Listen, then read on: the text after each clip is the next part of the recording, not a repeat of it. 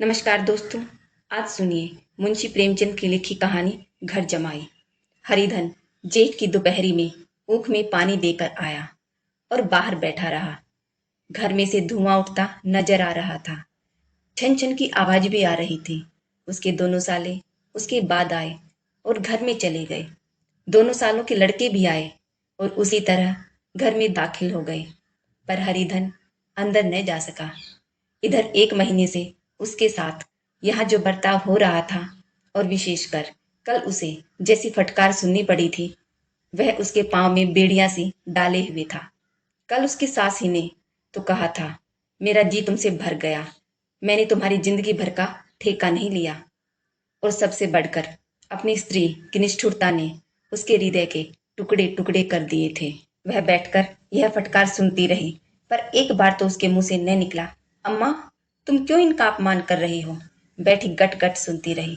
शायद मेरी दुर्गति पर खुश हो रही थी। इस घर में वह कैसे जाए? क्या फिर वही गालियां खाने, वही फटकार सुनने के लिए? और आज इस घर में जीवन के 10 साल गुजर जाने पर यह हाल हो रहा है।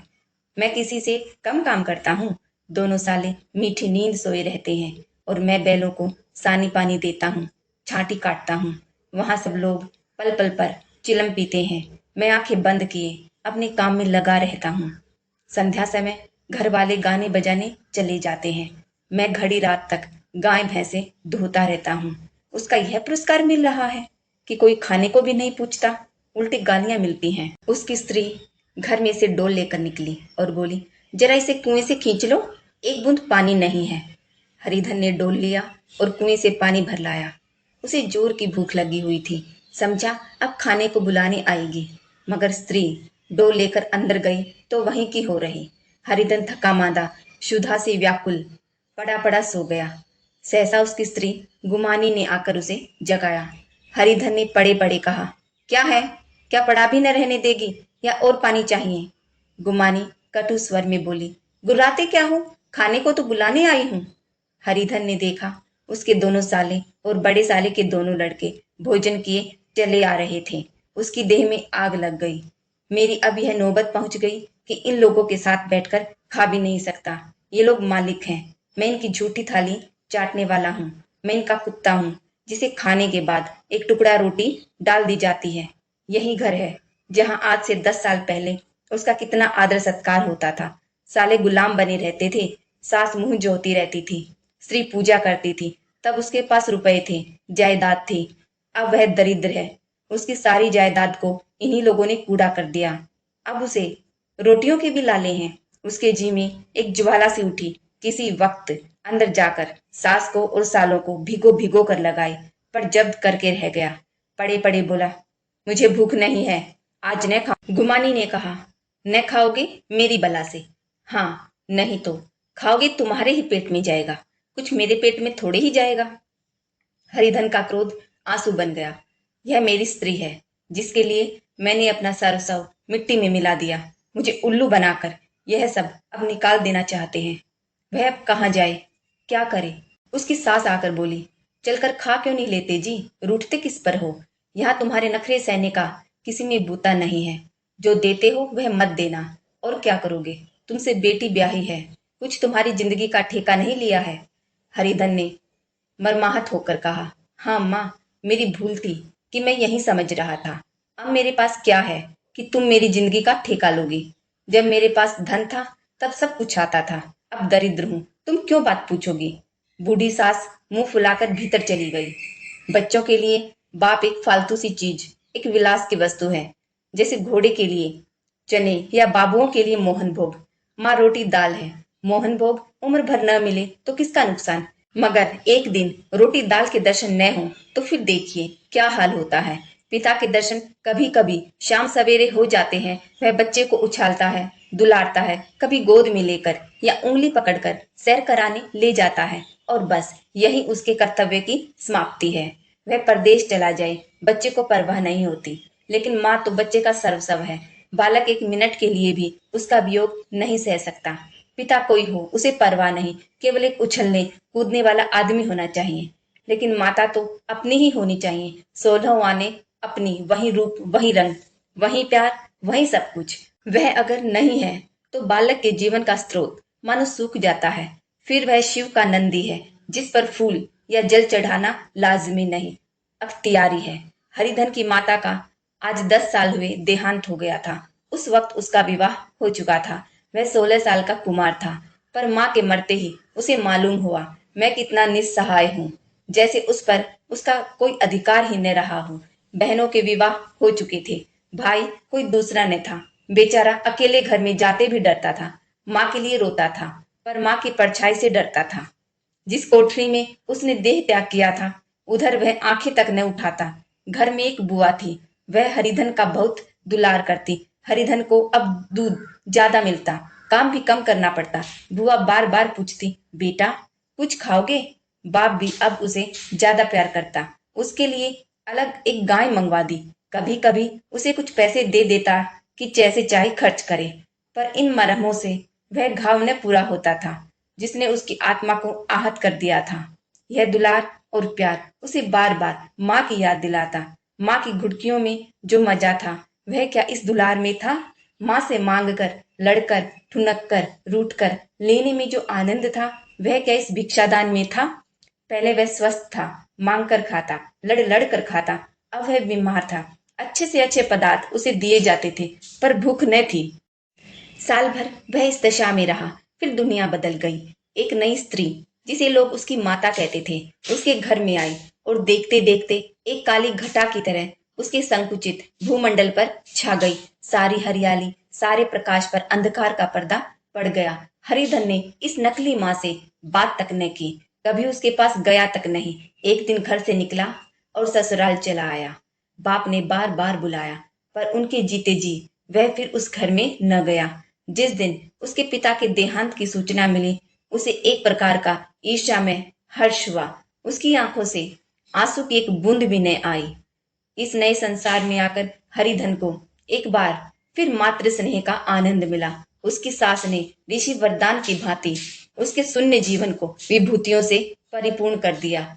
मरुभूमि में हरियाली उत्पन्न हो गई। सालियों की चुहल में, सास के स्नेह में, सालों के वाक विलास में और स्त्री के प्रेम में उसके जीवन की सारी आकांक्षाएं पूरी हो गई।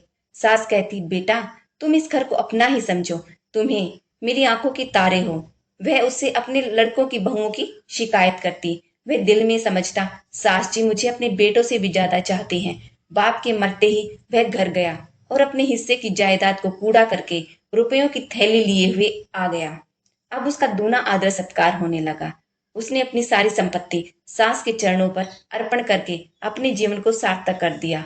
अब तक उसे कभी कभार घर की याद आ जाती थी, अब भूलकर भी उसकी याद न आती, मानो वह उसके जीवन का कोई भीषण कांड था जिसे भूल जाना ही उसके लिए अच्छा था। वह सबसे पहले उठता, सबसे ज्यादा काम करता। उसका मनोयोग, उसका परिश्रम देखकर गांव के लोग दांतों तले उंगली दबाते। उसके ससुर बड़ाई करते, जिसे ऐसा दामाद मिल गया। लेकिन ज्यो ज्यो दिन गुजरते गए उसका मान सम्मान घटता गया। पहले देवता, फिर घर का आदमी, अंत में घर का दास हो गया। रोटियों में भी बाधा पड़ गई, अपमान होने लगा। अगर घर के लोग भूखों मरते और साथ ही उसे भी मरना पड़ता तो उसे जरा भी शिकायत नहीं होती। लेकिन जब देखता और लोग मूंछों पर ताव दे रहे हैं, केवल मैं ही दूध की मक्खी बना दिया गया हूं, तो उसके अंतःस्थल से एक लंबी ठंडी आह निकल जाती। अभी उसकी उम्र 25 ही साल थी। इतनी उम्र इस घर में कैसे गुजरेगी? और तो और उसकी स्त्री ने भी आंखें फेर ली। यह उस विपत्ति का सबसे क्रूर दृश्य था। हरिधन तो उधर भूखा प्यासा चिंता दाह में जल रहा था। इधर घर में सास जी और दोनों साले बातें कर रहे थे। गुमानी भी हाँ मिलाती जाती थी। बड़े साले ने कहा, हम लोगों की बराबरी करते हैं, यह नहीं समझते कि किसी ने उसकी जिंदगी का बीड़ा थोड़ी उठा लिया है। 10 साल हो गए, इतने दिनों में क्या 2-3 हजार न हड़प कर गए होंगे। छोटे साले बोले, मजूर हो तो आदमी घुड़के भी, डांटे भी। अब इनसे कोई क्या कहे, न जाने कब इनसे पिंड छूटेगा। अपने दिल में समझते होंगे मैंने 2 हजार रुपए नहीं दिए हैं। यह नहीं समझते कि उनके 2 हजार कब के उड़ चुके। सवा सेर तो 1 जून को चाहिए। सास ने गंभीर भाव से कहा, बड़ी भारी खुराक है। गुमानी माता के सिर से जू निकाल रही थी। सुलगते हुए हृदय से बोली, निकम्मे आदमी को खाने के सिवा और काम ही क्या रहता है। बड़े खाने की कोई बात नहीं है, जिसकी जितनी भूख हो उतना खाए, लेकिन कुछ पैदा भी तो करना चाहिए। यह नहीं समझते कि ससुराल में किसी के दिन कटे हैं। छोटे, मैं तो एक दिन कह दूंगा, आप अपनी राह लीजिए, आपका कर्जा नहीं खाया है। गुमानी घर वालों की ऐसी ऐसी बातें सुनकर अपने पति से द्वेष करने लगी। अगर वह बाहर से 4 पैसे लाता तो इस घर में उसका कितना मान सम्मान होता। वह भी रानी बनकर रहती। न जाने क्यों कहीं बाहर जाकर कमाते उसकी नानी मरती है। गुमानी की मनोवृत्तियां अभी तक बिल्कुल बालपन की सी थी। उसका अपना कोई घर न था। उसी घर का हित अहित उसके लिए भी प्रधान था। वह भी उन्हीं शब्दों में विचार करती, इस समस्या को उन्हीं आंखों से देखती जैसे उसके घर वाले देखते थे।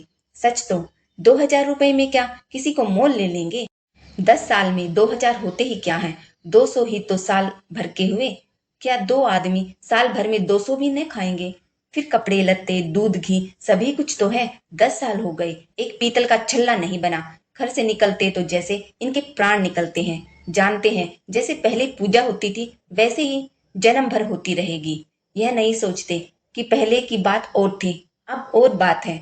बहू तो पहले ससुराल जाती है तो उसका कितना महात्म होता है। उसकी डोली से उतरते ही बाजे बजते हैं। गांव मोहल्ले की औरतें उसका मुंह देखने आती हैं और रुपए देती हैं। महीनों उसे घर भर से अच्छा खाना खाने को मिलता है, अच्छा पहनने को कोई काम नहीं लिया जाता। लेकिन 6 महीनों के बाद कोई उसकी बात भी नहीं पूछता।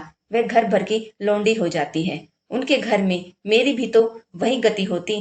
फिर काहे का रोना। जो यह कहे मैं तो काम करता हूँ तो तुम्हारी भूल है, मजूर की और बात है। उसे आदमी डांटता भी है, मारता भी है।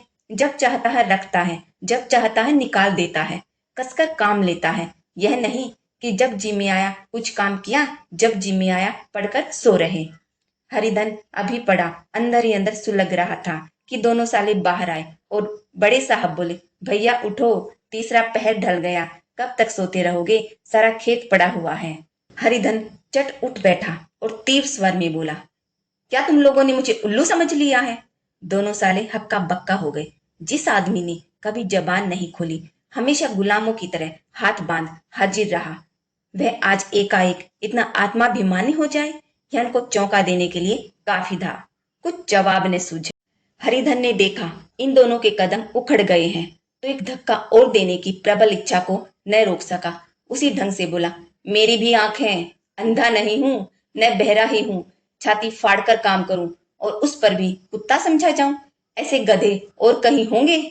अब बड़े साले भी गर्म पड़े। तुम्हें किसी ने यहां बांध तो नहीं रखा है। अब की हरिधन लाजवाब हुआ।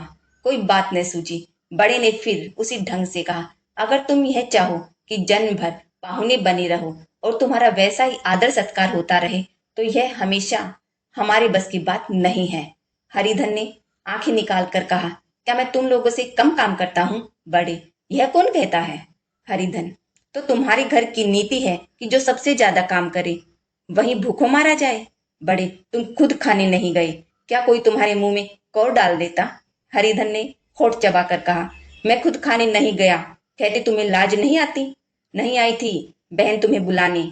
छोटे साले ने कहा, अम्मा भी तो आई थी, तुमने कह दिया मुझे भूख नहीं है, तो क्या करती। सास भीतर से लपकी चली आ रही थी। यह बात सुनकर बोली, कितना कहकर हार गई, कोई उठे न तो मैं क्या करूं। हरिधन ने विष खून और आग से भरे हुए स्वर में कहा, मैं तुम्हारे लड़कों का झूठा खाने के लिए हूं। मैं कुत्ता हूं कि तुम लोग खाकर मेरे सामने रूखी रोटी का टुकड़ा फेंक दो। बुढ़िया ने ईंट कर कहा, तो क्या तुम लड़कों की बराबरी करोगे। हरिधन परास्त हो गया। बुढ़िया ने एक ही वाक प्रहार में उसका काम तमाम कर दिया। उसकी तनी हुई भवें ढीली पड़ गई, आंखों की आग बुझ गई, फड़कते हुए नथुने शांत हो गए। किसी आहत मनुष्य की भांति वह जमीन पर गिर पड़ा। क्या तुम मेरे लड़कों की बराबरी करोगे। यह वाक्य एक लंबे भाले की तरह उसके हृदय में चुभता चला जाता था। न हृदय कांत था न उस भाले का। सारे घर ने मनाया पर हरिधन न उठाया। सास ने मनाया, सालियों ने मनाया, ससुर ने मनाया, दोनों साले मनाकर थक गए। हरिधन न उठा। वहीं द्वार पर एक टाट पर पड़ा था। उसे उठाकर सबसे अलग कुएं पर ले गया और जगत पर बिछाकर पड़ा रहा। रात भीग चुकी थी। अनंत प्रकाश में उज्जवल तारे बालकों की भांति क्रीड़ा कर रहे थे। कोई नाचता था, कोई उछलता था, कोई हंसता था, कोई आंखें भींचकर फिर खोल देता, कोई साहसी बालक सपाट भरकर एक पल में उस विस्तृत क्षेत्र को पार कर लेता था और न जाने कहाँ छिप जाता था। हरिधन को अपना बचपन याद आया, जब वह भी इसी तरह क्रीड़ा करता था। उसकी बाल स्मृतियां उन्हीं चमकीले तारों की भांति प्रज्वलित हो गई। वह अपना छोटा सा घर, वह आम के बाग जहां वह केरियां चुना करता था, वह मैदान जहां वह कबड्डी खेला करता था, सब उसे याद आने लगे। फिर अपनी स्नेहमयी माता की मूर्ति उसके सामने खड़ी हो गई। उन आंखों में कितनी करुणा थी, कितनी दया थी। उसे ऐसा जान पड़ा मानो माता आंखों में आंसू भरे उसे छाती से लगा लेने के लिए हाथ फैलाए उसकी ओर चली आ रही है। वह उस मधुर भावना में अपने को भूल गया। ऐसा जान पड़ा मानो माता ने उसे छाती से लगा लिया है और उसके सिर पर हाथ फेर रही है। वह रोने लगा, फूट फूट कर रोने लगा। उसकी आत्म सम्मोहित दशा में उसके मुंह से यह शब्द निकला, अम्मा, तुमने मुझे इतना भुला दिया। देखो तुम्हारे प्यारे लाल की क्या दशा हो रही है। कोई उसे पानी को भी नहीं पूछता। क्या जहां तुम हो वहां मेरे लिए जगह नहीं है? सहसा गुमानी ने आकर पुकारा, क्या सो गए तुम? कैसी राक्षसी नींद आई है? चलकर खा क्यों नहीं लेते? कब तक तुम्हारे लिए कोई बैठा रहे? हरिधन उस कल्पना जगत से क्रूर प्रत्यक्ष में आ गया। वही कुएं की जगत थी, वही फटा हुआ टाट, और गुमानी सामने खड़ी कह रही थी, कब तक कोई तुम्हारे लिए बैठा रहे? हरिधन उठ बैठा और मानो तलवार म्यान से निकाल कर बोला, भला तुम्हें मेरी सुध तो आई? मैंने तो कह दिया था मुझे भूख नहीं है। गुमानी, तो कितने दिन न खाओगे? अब इस घर का पानी भी न पीऊंगा। तुझे मेरे साथ चलना है या नहीं? दृढ़ संकल्प से भरे हुए इन शब्दों को सुनकर गुमानी सहम उठी। बोली, कहाँ जा रहे हो? हरिधन ने मानो नशे में कहा, तुझे इससे क्या मतलब? मेरे साथ चलेगी या नहीं? फिर पीछे से न कहना मुझसे कहा नहीं। गुमानी आपत्ति के भाव से बोली, तुम बताते क्यों नहीं कहाँ जा रहे हो? तू मेरे साथ चलेगी या नहीं? जब तक तुम बता न दोगे मैं नहीं जाऊंगी। तो मालूम हो गया तू नहीं जाना चाहती। मुझे इतना ही पूछना था। नहीं, अब तक मैं आधी दूर निकल गया होता। यह कहकर वह उठा और अपने घर की ओर चला। गुमानी पुकारती रही, सुन लो, पर उसने पीछे फिर कर भी न देखा। 30 मील की मंजिल हरिधन ने 5 घंटों में तय की। जब वह अपने गांव की अमराइयों के सामने पहुंचा तो उसकी मातृभावना उषा की सुनहरी गोद में खेल रही थी। उन वृक्षों को देखकर उसका हृदय नाचने लगा। मंदिर का वह सुनहरा कलश देखकर वह इस तरह दौड़ा मानो एक छलांग में उसके ऊपर जा पहुंचेगा। वह वेग में दौड़ा जा रहा था मानो उसकी माता गोद फैलाए उसे बुला रही हो। जब वह आमों के बाग में पहुंचा, जहां डालियों पर बैठकर वह हाथी की सवारी का आनंद पाता था, जहां की कच्ची बेरों और लिसोड़ों में एक सर्गीय स्वाद था, तो वह बैठ गया और भूमि पर सिर झुकाकर रोने लगा, मानो अपनी माता को अपनी विपत्ति कथा सुना रहा हो। वहां की वायु में, वहां के प्रकाश में मानो उसकी विराट रूपिणी माता व्याप्त हो रही थी। वहां की अंगुल अंगुल भूमि माता के पद चिन्हों से पवित्र थी। माता के स्नेह में डूबे हुए शब्द अभी तक मानो आकाश में गूंज रहे थे। इस वायु और इस आकाश में न जाने कौन सी संजीवनी थी जिसने उसके शोकार्त हृदय को बालोत्साह से भर दिया। वह एक पेड़ पर चढ़ गया और अधर से आम तोड़ तोड़ कर खाने लगा। सास के वह कठोर शब्द, स्त्री की वह निष्ठुर आघात, वह सारा अपमान भूल गया। उसके पांव फूल गए थे, तलवों में जलन हो रही थी, पर इस आनंद में उसे किसी बात का ध्यान न था। सहसा रखवाले ने पुकारा, वह कौन ऊपर चढ़ा हुआ है रे? उतर अभी, नहीं तो ऐसा पत्थर खींच कर मारूंगा कि वहीं ठंडे हो जाओगे। उसने कई गालियां भी दी। इस फटकार और इन गालियों में इस समय हरिधन को अलौकिक आनंद मिल रहा था। वह डालियों में छिप गया, कई आम काट काट कर नीचे गिराए और जोर से ठट्ठा मारकर हंसा। ऐसे उल्लास से भरी हुई हंसी उसे बहुत दिनों से न हंसी थी। रखवाले को वह हंसी परिचित से मालूम हुई, मगर हरिधन यहाँ कहाँ, वह तो ससुराल की रोटियां तोड़ रहा है। कैसा हंसोड़ा था, न जाने बेचारे का क्या हाल हुआ। पेड़ की डाल से तालाब में कूद पड़ता था। अब गांव में ऐसा कौन है? डांट कर बोला, वहां बैठे बैठे हंसोगे तो आकर सारी हंसी निकाल दूंगा, नहीं सीधे से उतर आओ। वह गालियां देने जा रहा था कि एक गुठली आकर उसके सिर पर लगी। सिर सहलाता हुआ बोला, यह कौन शैतान है? नहीं मानता, ठहर तो मैं आकर तेरी खबर लेता हूँ। उसने अपनी लकड़ी नीचे रख दी और बंदरों की तरह चटपट ऊपर चढ़ गया। देखा तो हरिधन बैठा मुस्कुरा रहा था। चकित होकर बोला, अरे हरिधन, तुम यहाँ कब आए?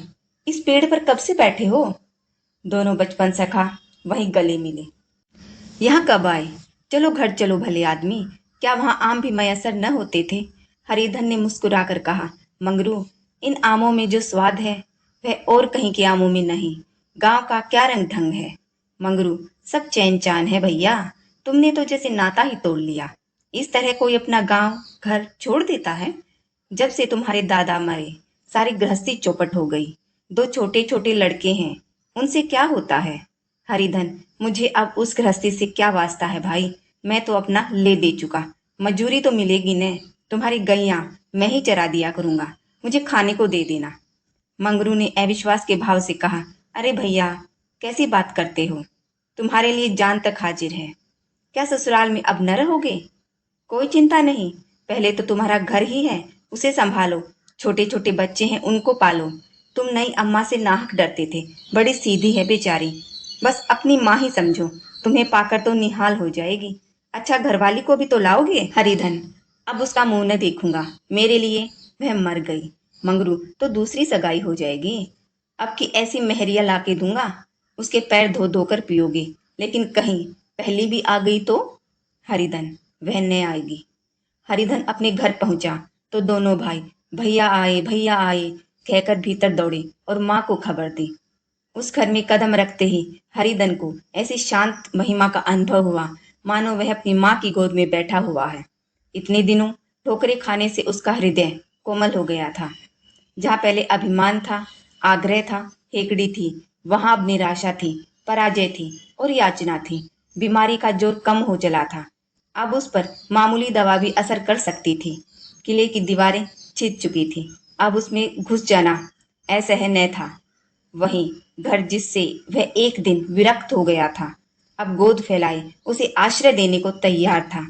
हरिधन का मन यह आश्रय पाकर मानो तृप्त हो गया। माता ने कहा, बेटा तुम घर आ गए, हमारे धन भाग, अब इन बच्चों को पालो। माँ का नाता न सही, बाप का नाता तो है ही। मुझे एक रोटी दे देना, खाकर एक कोने में पड़ी रहूंगी। तुम्हारी अम्मा से मेरा बहन का नाता है, उस नाते से भी तो तुम मेरे लड़के होते हो। हरिधन की आंखों को विमाता के रूप में अपनी माता के दर्शन हुए। घर के एक एक कोने में मातृ स्मृतियों की छटा चांदने की भांति छिटकी हुई थी। विमाता का प्रौढ़ मुखमंडल भी उसी छटा से रंजित था। दूसरे दिन हरिधन फिर कंधे पर हल रखकर खेत को चला। उसके मुख पर उल्लास था और आंखों में गर्व। वह अब किसी का आश्रित नहीं, आश्रयदाता था। किसी के द्वार का भिक्षुक नहीं, घर का रक्षक था। एक दिन उसने सुना गुमानी ने दूसरा घर कर लिया। माँ से बोला, तुमने सुना काकी, गुमानी ने घर कर लिया? काकी ने कहा, बिरादरी में ऐसा अंधेर, पंचायत नहीं अदालत तो है। हरिधन ने कहा, नहीं काकी, बहुत अच्छा हुआ। ला महावीर जी को लड्डू चढ़ा आऊं। मैं तो डर रहा था कहीं मेरे गले न आ पड़े। भगवान ने मेरी सुन ली। मैं वहां से यही ठान कर चला था, अब उसका मुंह न देखूंगा।